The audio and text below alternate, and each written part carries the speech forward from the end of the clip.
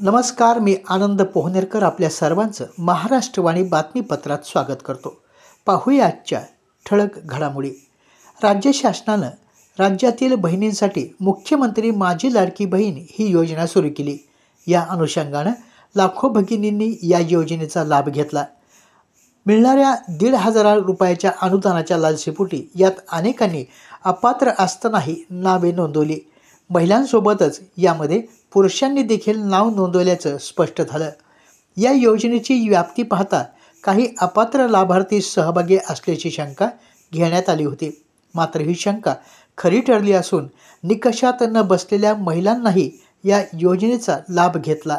एवढेच नव्हे तर शासकीय नोकरीत असलेल्या जिल्हा परिषदमधील अधिकारी आणि कर्मचाऱ्यांनीही या योजनेत नावे समाविष्ट करून शासनाची फसवणूक करत या योजनेचा लाभ घेतला. याच अनुषंगानं ग्रामविकास विभागाचे कक्ष अधिकारी पवार यांनी राज्यातील सर्व जिल्हा परिषदेच्या मुख्य कार्यकारी अधिकारी यांना तसेच स्वरूपाचे पत्र पाठवून संबंधितांवर महाराष्ट्र नागरी सेवा नियमांतर्गत आवश्यक कार्यवाही करण्याबाबत आदेश केले आहे.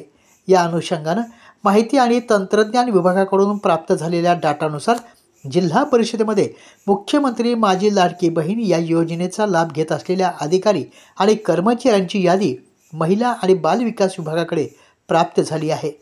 महिला आणि बालविकास विभागानं पाठवलेल्या यादीमध्ये 1,183 नावे समाविष्ट आहेत. हे सर्व अधिकारी आणि कर्मचारी राज्यातील जिल्हा परिषदांमध्ये कार्यरत आहेत.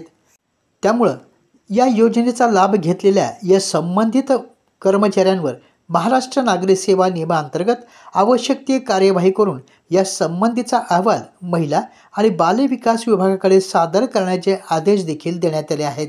शासनाच्या या आदेशामुळे राज्यातील जिल्हा परिषदेमधील अधिकारी आणि कर्मचारी यांचे धाबे दणाणले आहेत. आपल्या जिल्ह्यातील अपडेट बातम्या पाहण्यासाठी आमच्या महाराष्ट्रवाणी या चॅनलला लाईक करा, सबस्क्राईब करा आणि शेअर करा. धन्यवाद.